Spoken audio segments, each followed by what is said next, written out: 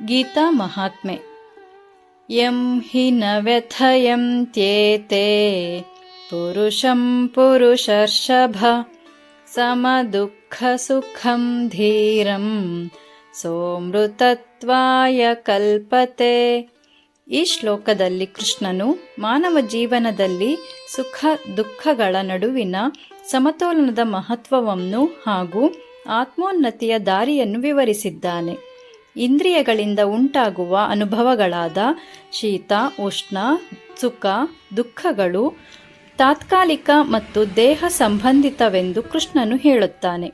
ಇವು ಮನುಷ್ಯನ ಮನಸ್ಸನ್ನು ಕದಡುವ ಶಕ್ತಿಯನ್ನು ಹೊಂದಿವೆ.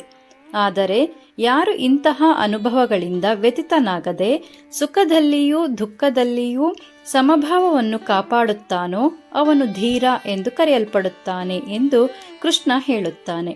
ಇಲ್ಲಿ ಧೀರ ಅನ್ನುವ ಪದ ಹೆಚ್ಚು ಮಹತ್ವದ್ದಾಗಿದೆ.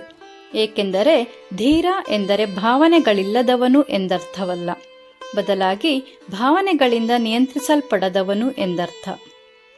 ಜೀವನದ ಏರುಪೇರುಗಳು ಧೀರನ ಮನಃಶಾಂತಿಯನ್ನು ಕದಡಲಾರದು. ಅವನು ಅಂತರಂಗದಲ್ಲಿ ಸ್ಥಿರವಾಗಿರುತ್ತಾನೆ. ಸುಖ ಬಂದಾಗ ಅತಿಯಾಗಿ ಆನಂದಿಸದೆ, ದುಃಖ ಬಂದಾಗ ಅತಿಯಾಗಿ ಬೇಸರಿಸದೆ ಮಾನಸಿಕ ಸಮತೋಲನವನ್ನು ಕಾಪಾಡುತ್ತಾ ಪ್ರೌಢಿಮೆಯನ್ನು ಮೆರೆಯುತ್ತಾನೆ. ಸಮ ದುಃಖ ಸುಖಂ ಅನ್ನುವುದು ಗೀತೆಯ ಕೇಂದ್ರ ತತ್ವಗಳಲ್ಲಿ ಒಂದಾಗಿದೆ. ಜೀವನದಲ್ಲಿ ಬರುವ ಸುಖ ದುಃಖಗಳು ಪ್ರಕೃತಿಯ ಚಲನೆಯ ಭಾಗಗಳು. ಅವುಗಳನ್ನು ತಡೆಯಲು, ನಿಯಂತ್ರಿಸಲು ಯಾರಿಂದಲೂ ಸಾಧ್ಯವಾಗದು. ಆದರೆ ಅವುಗಳಿಗೆ ನಾವು ಕೊಡುವ ಪ್ರತಿಕ್ರಿಯೆಯು ನಮ್ಮ ನಿಯಂತ್ರಣದಲ್ಲಿರುತ್ತದೆ. ಸಮಚಿತ್ತತೆ ಅಥವಾ ಸ್ಥಿತಪ್ರಜ್ಞತೆ ಅನ್ನುವುದು ನಿರ್ಲಿಪ್ತತೆ ಅಲ್ಲ, ಬದಲಾಗಿ ಅದು ಅಂತರಂಗದ ಪರಮಶಾಂತಿಯ ಸಂಕೇತ. ಇಲ್ಲಿ ಹೇಳುವ ಅಮೃತತ್ವಾಯ ಕಲ್ಪತೆ ಅನ್ನುವುದು ದೇಹದ ಅಮರತ್ವವಲ್ಲ, ಆತ್ಮಜ್ಞಾನದಿಂದ ದೊರೆಯುವ ಅದ್ಭುತ ಮೋಕ್ಷ ಸ್ಥಿತಿ. ಯಾರು ಜೀವನದ ದ್ವಂದ್ವಗಳಿಗೆ ಕುಸಿಯದೆ, ಅಲುಗಾಡದೆ ಸ್ಥಿರವಾಗಿರುತ್ತಾರೋ ಅವರು ಆತ್ಮಸ್ವರೂಪವನ್ನು ಅರಿಯಲು ಯೋಗ್ಯರಾಗುತ್ತಾರೆ. ಅಂತರಂಗದ ಶಾಂತಿಯಿಲ್ಲದೆ ಆತ್ಮತತ್ವದ ಅನುಭವ ಸಾಧ್ಯವಾಗದು. ಹಾಗಾಗಿ ಈ ಶ್ಲೋಕ ಮಾನವ ಜೀವನಕ್ಕೆ ಆಧ್ಯಾತ್ಮಿಕ ಮಾರ್ಗದರ್ಶನ ನೀಡುವುದರ ಜೊತೆಗೆ ಮಾನಸಿಕ ಆರೋಗ್ಯದ ಮೂಲತತ್ವವನ್ನು ತಿಳಿಸುತ್ತದೆ.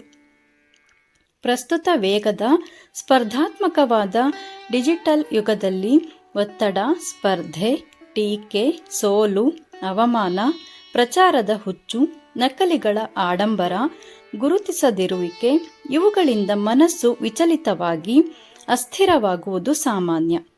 ಆ ಸಂದರ್ಭದಲ್ಲಿ ಈ ಶ್ಲೋಕವು ಬದಲಾಗುವ ಬಾಹ್ಯ ಪರಿಸ್ಥಿತಿಗಳಿಗೆ ವಿಚಲಿತರಾಗದೆ ಅಂತರಂಗದ ಸಮತೋಲನವನ್ನು ಕಾಪಾಡಿಕೊಳ್ಳುವ ಮಹತ್ವವನ್ನು ಬೋಧಿಸುತ್ತದೆ.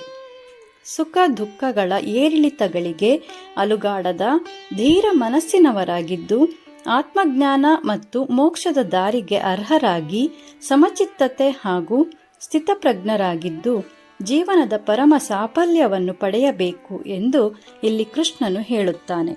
ಹರಿ ಓಂ.